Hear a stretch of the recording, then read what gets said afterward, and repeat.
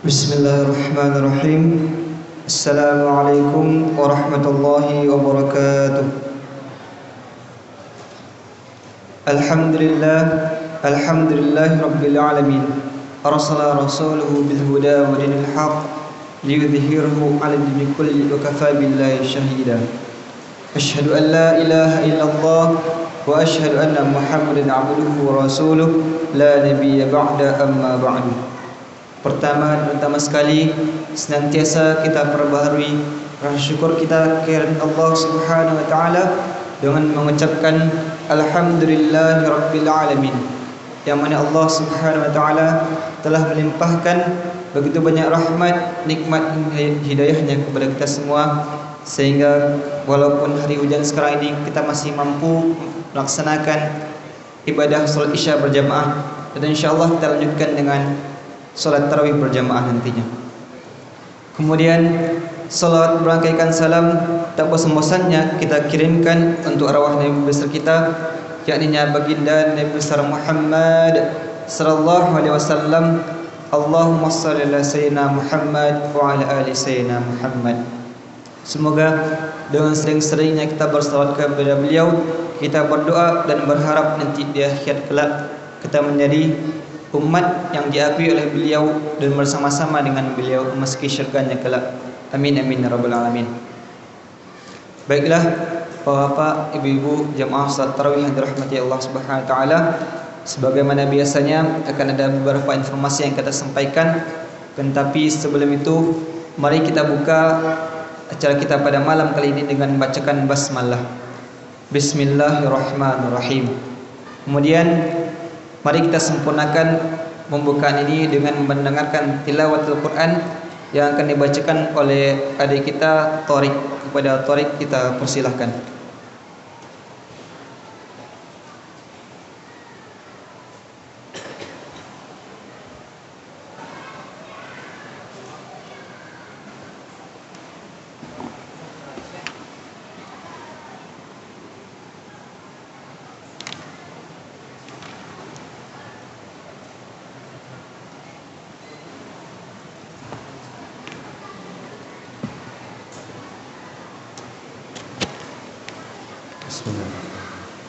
Assalamualaikum warahmatullahi wabarakatuh.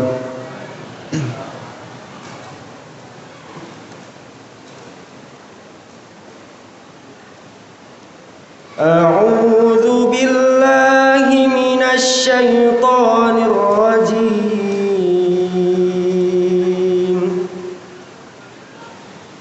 Bismillahirrahmanirrahim.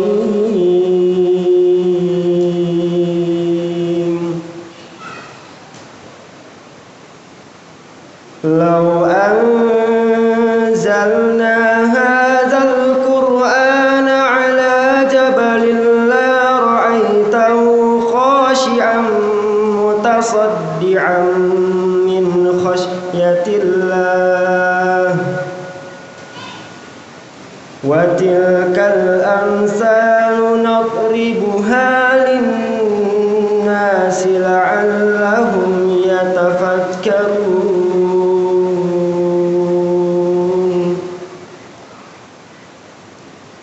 Huwallahu alladzi la ilaha illahu alimul ghaibi wasyahadah huwar rahmanur rahim.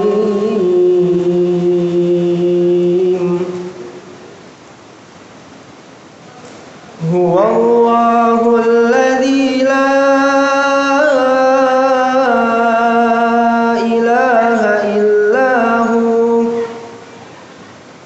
Al-Malikul Quddusus Salamul Mu'minul Muhaiminul Azizul Jabbarul Mutakabbir. Subhanallahi amma yushrikun.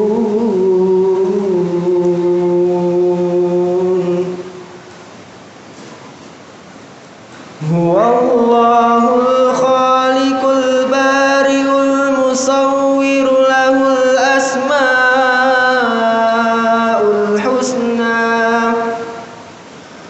يسبح له ما في السماوات والأرض وهو العزيز الحكيم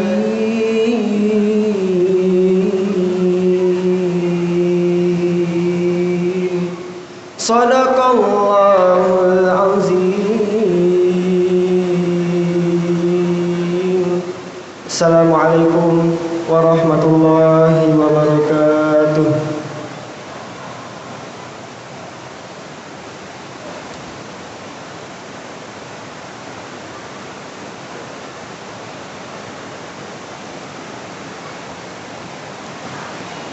Terima kasih kepada adik kita Torik. Semoga dengan kita awalinya kegiatan kita malam ini dengan tilawat Al-Quran, Allah makin melimpahkan keberkahan dalam kegiatan kita. Amin amin ya rabbal alamin.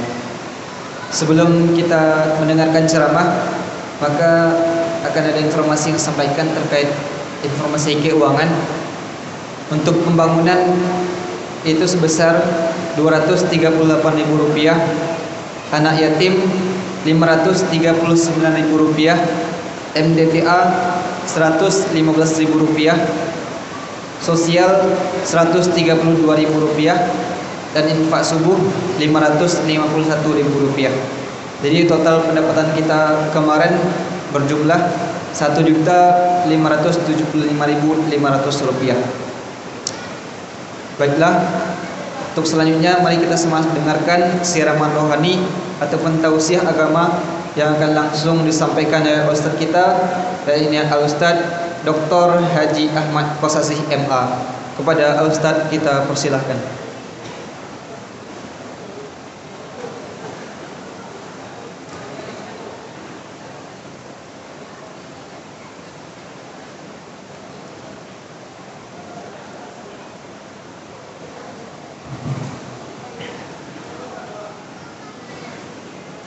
Assalamualaikum warahmatullahi wabarakatuh. Alhamdulillahilladzi farada alaina as-siyam fi syahri Ramadan wa anzala fihi al-Qur'an hudan lin-nasi wa bayyinatin minal huda wal furqan. Asyhadu an la ilaha illallah wahdahu la syarika lah wa asyhadu anna Muhammadan abduhu wa rasuluh sallallahu alaihi wasallam la nabiyya ba'da. A'udzu billahi minasy syaithanir rajim. Bismillahirrahmanirrahim. Alladzina atainahumul kitaba yatlunahu haqqa tilawatihi ulaika yu'minuna bihi wa may yakfur bihi fa ulaika humul khasirun. Shadaqallahul azim. Bapak-bapak dan ibu-ibu serta saudara-saudari kaum muslimin dan muslimat, jemaah salat tarawih Masjid Baitul Ma'mur yang dirahmati Allah dan yang saya muliakan.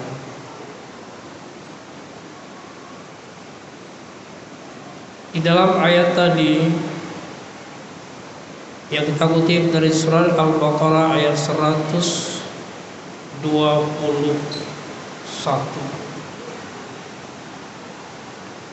Allah menegaskan orang-orang yang kami berikan kepada mereka Alkitab, lalu ia membacanya dengan sebenar-benar membaca, orang itulah yang bakal beriman kepada kitab tersebut. Tapi yang mengingkari hal itu,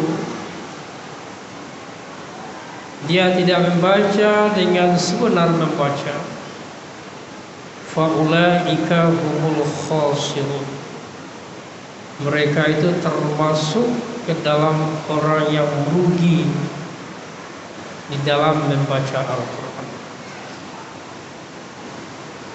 Ayat ini turun pada mulanya memang sindiran kepada ahlul kitab, umat sebelum Nabi Muhammad. Siapa itu ahlul kitab?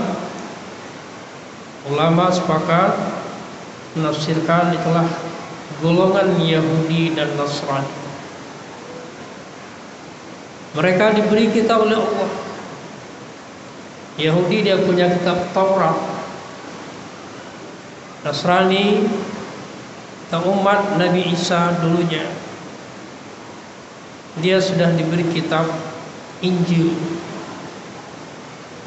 Tapi mereka tidak membaca dengan membaca yang benar, malah dia mencoba yuharrifunal kalima an mawadhihi. Mereka sengaja membelokkan dari makna yang sebenarnya, dari posisi makna yang sebenarnya kepada makna yang lain. Mereka bermain-main dengan petunjuk yang diberikan oleh Allah. Tapi kenapa Allah menyebutkan juga dalam kitab suci Al-Quran kepada kita umat Nabi Muhammad? Tentu bukan tanpa tujuan. Ada maksud dan tujuan. Allah mencantumkan dalam Al-Quran agar kita umat Nabi Muhammad jangan meniru perilaku Yahudi dan Nasrani terhadap kitab yang diberikan Allah kepada mereka. Bacalah Al-Quran itu dengan membaca yang benar.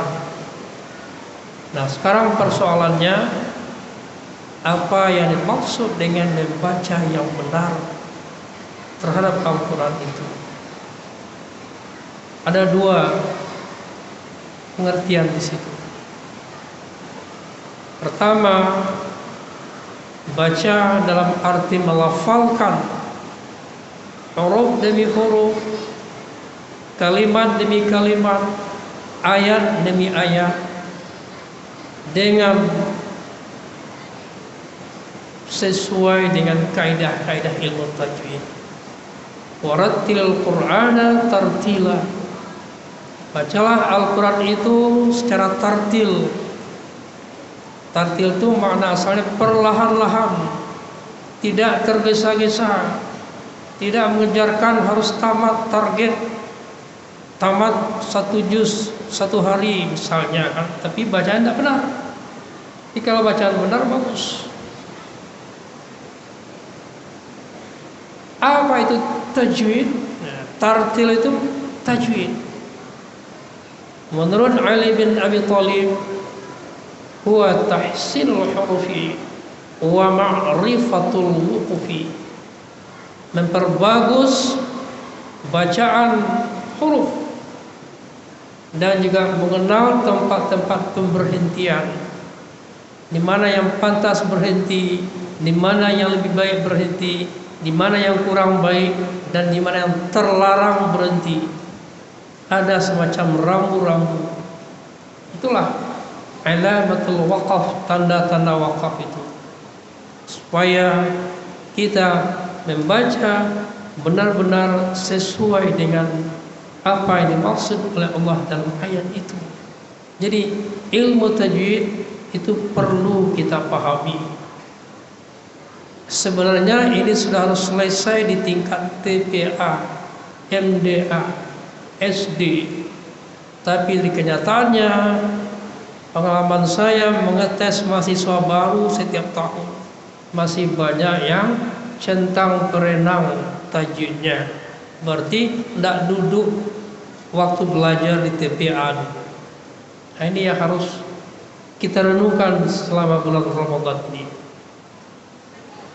Bagaimana makharijul hurufnya, sifatul hurufnya, ahkamul hurufnya, hukum waqaf dan ibtida, mad wal qasar, panjang pendeknya pengucapan huruf, tidak sama semuanya.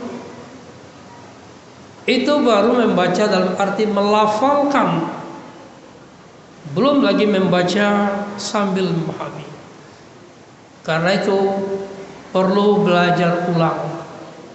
Selama Ramadan yang namanya tadarus itu bukan sekedar membaca bergantian lalu target tamat 1 juz malam, tidak begitu. Tadarus itu saling mengoreksi kesalahan, saling menunjuki kalau kawan salah bacanya diperbaiki. Itu yang tadarus namanya, bukan sekedar bacaan bergilir. Itu baru pengertian yang pertama. Pengertian yang kedua, membaca yang sebenarnya membaca itu membaca dengan pemahaman, mengerti kita yang dengan dibaca. Saya beri perumpamaan. Kita menerima surat dari seseorang, atau Pak Lurah mendapat surat dari Pak Camat. Begitu panjang surat itu, lalu dibaca. Apakah sekedar mempidatokan surat? Tentu tidak. Tapi mengerti apa isi surat itu. Nanti ketika Pak Camat menanyakan kembali, sudah terima surat saya dulu seminggu lalu? Oh sudah Pak, sudah dibaca, sudah. Mengerti isinya?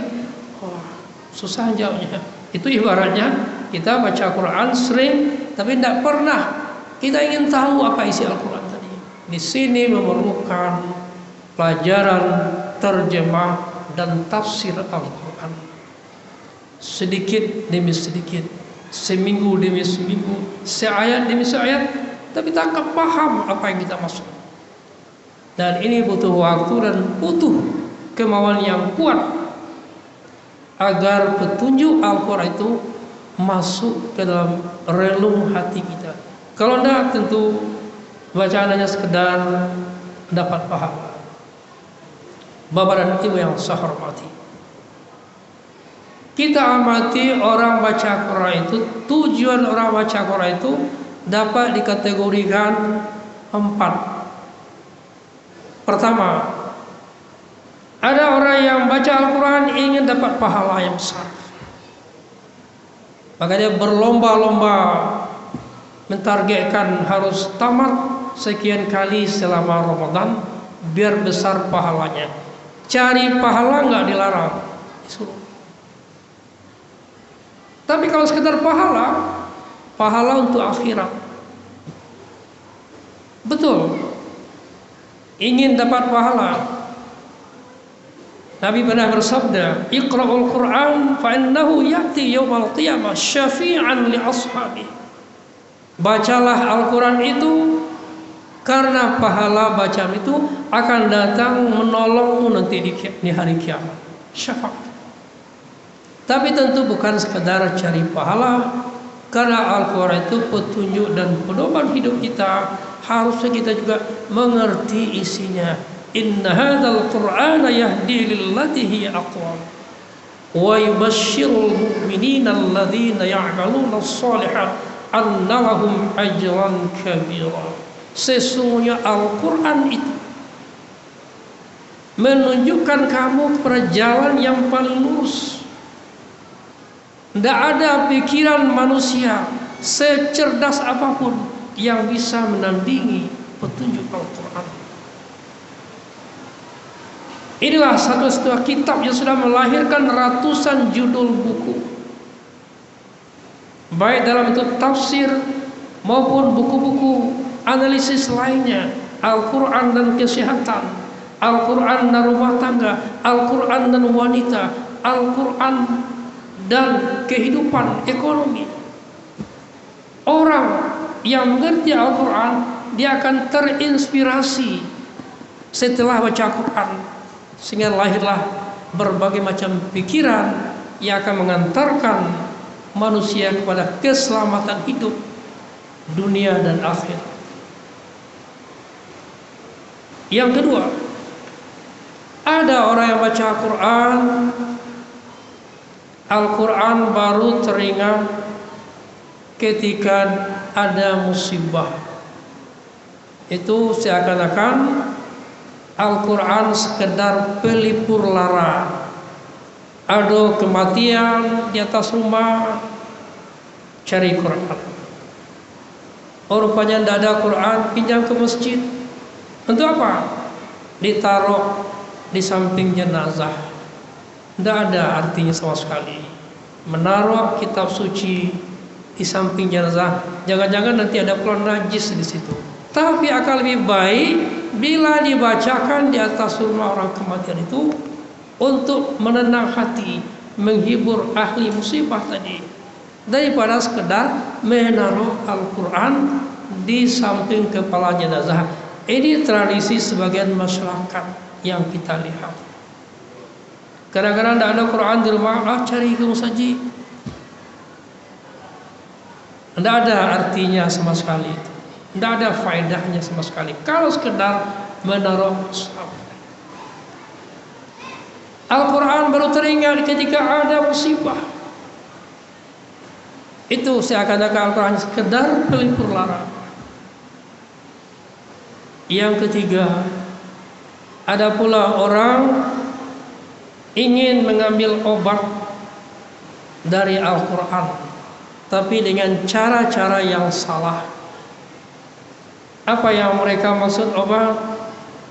Ambil surah Yasin sedikit, ambil surah Taha sedikit, ambil surah Waqiah sedikit, dilipat, ditimpa, digulung, ditaruh di pinggang atau di lengan. Untuk apa? Supaya terhindar dari godaan, gangguan jin dan syaitan, supaya terhindar dari gangguan binatang yang berbisa, anti palasyik. Ini keyakinan yang sudah menyimpang dari akidah yang benar. Mereka sudah melakukan dua bentuk kesalahan. Pertama, dosa memakai jimat. Yang kedua, melecehkan Quran. Quran bukan untuk dijadikan jimat, tapi Quran dijadikan petunjuk dan pedoman hidup. Masih ada tradisi sebagian masyarakat yang seperti itu. Atau cerita-cerita waktu disuruh dulu, Al-Qurannya obat ini, maka diambillah Al-Quran sobek itu, dibakar, diminum dengan air putih. Itu kebodohan. Kebodohan. Agama bukan untuk memperbodoh, membuat orang jadi cerdas. Kemudian, kalau tadi itu katakan obat, sebenarnya Al-Quran itu obat apa? Bukan pengobatan fisik. Bisa pengobatan fisik, tapi penyakit-penyakit fisik yang disebabkan oleh gangguan mental dan jiwa. Maka obat yang diberikan Al-Quran lebih kepada obat jiwa. Memang disebutkan dalam Al-Quran, wa nunazzilu minal Qur'ani ma huwa shifaa'un wa rahmatun lil mu'minin. Kami turunkan dalam Al-Quran itu obat dan rahmat untuk orang-orang yang beriman. Wala yazidul zalimina illa khasara. Orang yang zalim tidak akan bertambah kepadanya kecuali kerugian, karena mengabaikan petunjuk dalam membaca Al-Quran tadi. Rugi yang dapat, bukan untung. Obat yang diberikan Al-Quran lebih kepada obat hati. Penyakit-penyakit yang bersarang dalam hati. Apa penyakit itu? Contohnya, penyakit AIDS, AIDS. Penyakit arogan, angkuh. Orang yang angkuh itu, dia merasa lebih dari segala hal dari orang lain, dan tidak mau mendengar kebenaran yang disampaikan orang. Termasuk dalam beragama, dalam beribadah, dia lebih hebat dari orang lain. Kalau ibadah dia yang sunnah, orang yang dianggap bid'ah semua. Cepat membid'ahkan ibadah orang. Bila coba berdebat, hadisnya yang kuat, ada orang lemah. Itu adalah lebih dari arogansi. Nah, dalam ibadah pun ada orang yang arogan. Maka orang seperti itu perbanyaklah membaca Al-Quran. Al-Quran akan masuk ke dalam relung hati. Yang kedua penyakit iri hati. Tidak senang melihat nikmat yang ada di tangan orang lain. Bagaimana dia betul lepas atau pindah ke tangan dia. Bahasa anak mudanya SMS. Senang melihat orang susah, tapi susah melihat orang yang senang. Iyyakum wal hasad, fa innal hasada ya'kul hasanat kama ta'kulun narul hatab. Jauhi olehmu sifat dengki, karena sifat dengki akan menghapus segala kebaikan yang kamu kerjakan. Ibarat api memakan kayu yang kering, tidak akan tersisa. Percuma kita rajin beribadah kalau di hati masih ada rasa dengki atau hasad itu. Ketiga, penyakit dendam yang tidak kunjung padam. Masalah-masalah sepele, bisa pula bertahun tidak bersapaan dengan tetangga. Mari kita hilangkan sifat itu dalam diri kita, seandainya ada, banyak atau sedikitnya. Dan yang keempat, penyakit S, penyakit serakah, tidak pernah puas dengan nikmat yang ada di tangan. Diberi satu ingin dua, diberi dua ingin tiga, dan seterusnya. Lau kana libni Adam wadiyani minadh dhahab labtagha thalithan. Seandainya diberikanlah kepada seseorang itu dua lembah emas, dia akan meminta yang ketiga. Dapat tiga, minta lagi supaya jadi empat. Itulah sebenarnya hawa nafsu. Hawa itu angin, udara, tidak ada batasnya. Batasnya orang yang serakah itu, alhaakumut takatsur hatta zurtumul maqabir. Itu penyakit AIDS. Akan muncul nanti AIDS yang baru. Asal itu duit, sikat, halal, haram, nanti dihitung. Itu orang yang serakah. Penyakit-penyakit seperti inilah yang sebenarnya akan dihapus kalau kita membaca Al-Quran dengan baik dan benar, baik cara pengucapannya maupun pemahaman terhadap ayat yang dibaca, akan membuat hati kita menjadi lunak. Al-qulubu la tasaddaqu kama yastawul hadid. Hati seseorang itu ada yang keras seperti kerasnya besi. Bertanya sahabat, wa ma jalauha ya Rasulullah, bagaimana cara melunakkan hati yang keras tadi? Ada dua obatnya kata Rasulullah, qiraatil Quran wa zikrul maut. Banyaklah membaca Al-Quran dengan pemahaman, dan sering-seringlah mengingat kematian. Billahi taufiq wal hidayah. Wassalamualaikum warahmatullahi wabarakatuh.